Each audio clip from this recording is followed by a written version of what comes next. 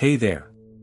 Today, we're delving into a topic that hits close to home for many, the signs that reveal you grew up poor. It's not about dwelling on hardships but rather understanding the journey that shaped us. Let's jump in. What's a dead giveaway you grew up poor? I want to emphasize that our upbringing, whether rich or poor, molds us but doesn't define us. Let's hear the thoughts from the comments section. Remember, it's through sharing and understanding each other's journeys that we grow stronger. Never wanting to throw away food that is expired, or hoarding food that is on sale. Yup. I grew up rich, but my parents were extremely poor growing up, and I still have this issue as not wasting food was absolutely drilled into me. Same. My mom grew up in the country. Country folk do not waste anything. Me also. My dad was a doctor when we immigrated to the US, but they grew up not having much back in our home country. We rarely dined out. Leftovers were eaten until they were all gone. I remember, back in the 80s, our microwave had an on or off switch, but it was broken, so Dad plugged it into a power strip that had an on or off strip. My dad will try to fix a $2 flashlight, then throw it away and buy a new one. My mom cut napkins in half. 50 years later, she still cut napkins in half. They are just not wasteful people. I hate wasting food and hate seeing people waste food. See, to me these answers show someone is sensible, not poor. I save hundreds of dollars buying meat on sale and freezing it immediately. I'm not poor. I'm good with the money I make, and taught at an early age not to waste. I'm embarrassed to use change in public from having to use quarters to pay for things as a kid. My mom used to send me into the gas station and stores with $15 to $20 in change to pay for stuff at a young age because nobody would be mad or annoyed at a kid holding the line up counting out change. Little did she know, they definitely got mad and annoyed still, and I noticed every time. Nowadays, I'll throw change in the little tip jar stores or gas stations have on the counter, and if they don't have any, I'll toss it on the ground when I walk out. Someone will use it. I'm not anymore. That's how my partner found that little bit of my backstory. She noticed I always put all my coins into those tip or donation jars. It's wild what even light trauma does to AMF. You know what a spaghetti-stained Cool Whip bowl looks like. My cats have a couple Cool Whip containers as water bowls. Because they are broke. LOL. Knowing they can't shut off your electricity and gas from 11 or 1 to 3 or 31 for non-payment in WI. Poor dental health. I did gymnastics growing up. I once hurt my ankle really bad and it was maybe broken, but no health insurance. My Mimi was visiting and I overheard my mom talking to her about it and being worried about it, but not being sure how to afford everything if it was broken. So even though I was fairly certain it was broken, I just told my mom that I thought it was probably sprained, a normal thing for me. I also danced. My mom would be heartbroken if she knew I had overheard that conversation. I ended up breaking that ankle about 20 years later and went to urgent care. When they did an x-ray, the doctor asked if I had broken it previously. They could tell on the x-ray. He asked me so that they could get the info about it.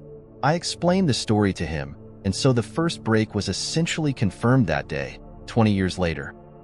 A dead giveaway that you grew up poor is having a strong appreciation for the little things, like a new pair of shoes or a hot meal. Stories of childhood might include creative substitutes for toys, like using household items as playthings. Let's hear from others. I agree with most everything already mentioned, but one I didn't realize until I married my husband was knowing how to do home repairs yourself because you couldn't afford to have other people do it. He doesn't know how to do most things because he never had to, and never even saw his parents do those things. I did teach him lawnmower maintenance when we bought our house. Also, I absolutely panic when I hear a mouse or squirrel in the walls, because I've lived with fighting rodents in my house. It's one thing I will immediately call someone out to help me fix, and the cost has always been justifiable as an adult. Living with rodents makes you feel so demoralized. I'm glad he's never been through it, but he makes fun of how much I panic over it. Truth. I learned how to fix things myself because in the past there was no way I could afford to pay someone else to do it. It's actually a really valuable life skill. My dad never ate when Mom and I did. He'd sit at the table with us, but he always had stomach trouble that didn't seem to clear up until we had finished our meals. Then, if there was food left, he'd say, "Well, I guess I should try to eat something."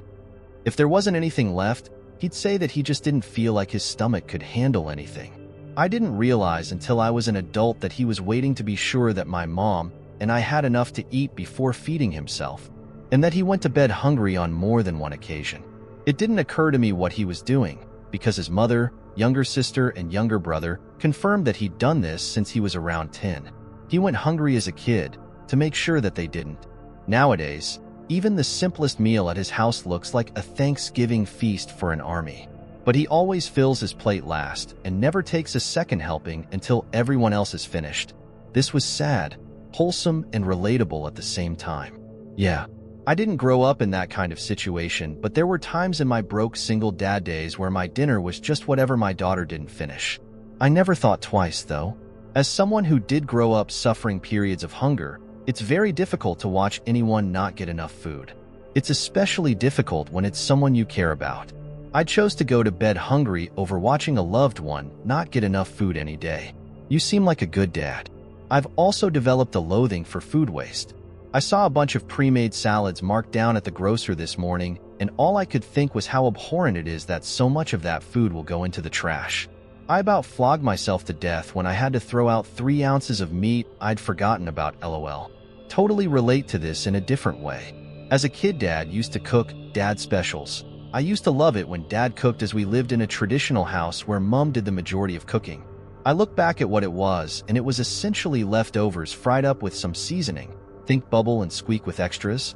He made a big thing about it that it was Dad's special night, putting on Mom's apron, singing in the kitchen. I found it funny. Now I see it was that they didn't have the money to cover the food and had probably stored leftovers from each meal in the week to make a free meal. This was during the 90s in Thatcher's Britain. Dad was out of work from being ill. I distinctly remember my grandma trying to send food home with us when we left hers and it causing upset.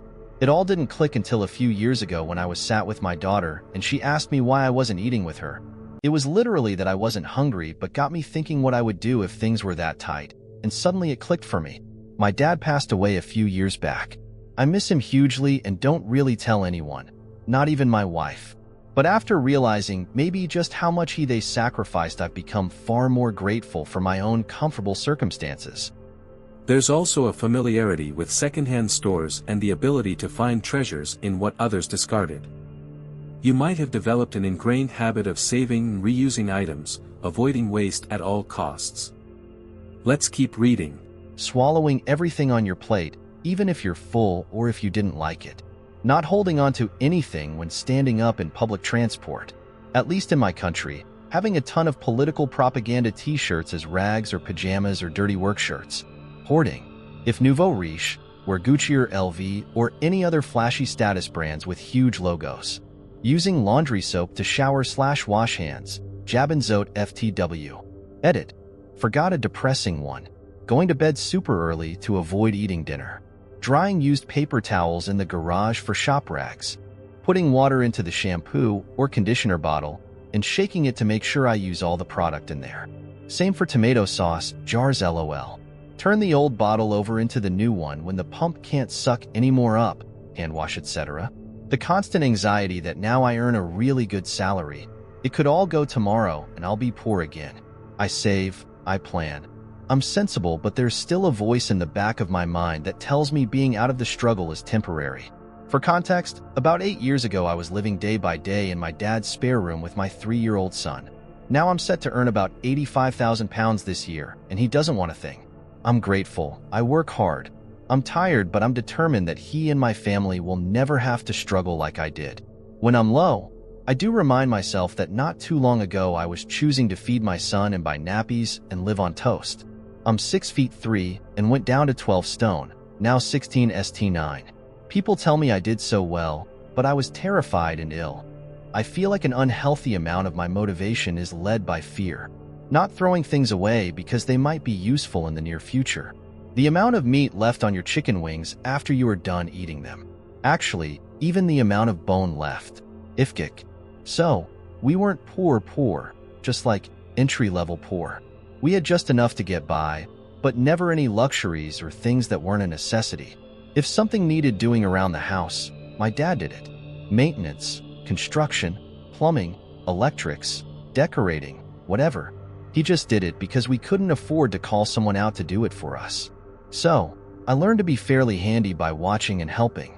I'm by no means an expert on anything, but I can do the basics. Last Christmas, while visiting my partner's family, they were moaning about some stuff that needed doing around the house and how they couldn't find someone to do it over the holidays. So, I just grabbed the toolbox from the car, another legacy of my dad, you never know when it'll come in handy, and just went round and fixed all the things for them. Nothing major, stuff like replacing a plug on an appliance, hanging some pictures on a brick wall, putting up a new shelf, changing some door handles, etc. Took me about an hour. They were all absolutely astonished that I knew how to do all these things. And that's when it truly hit me that me and my girlfriend had very different upbringings, and how much having money versus not impacted that.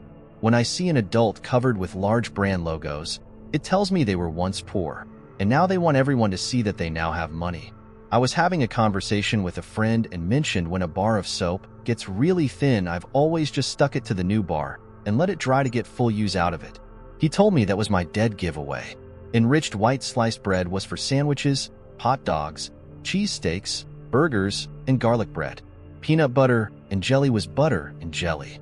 Poor money management, obesity, low self-esteem.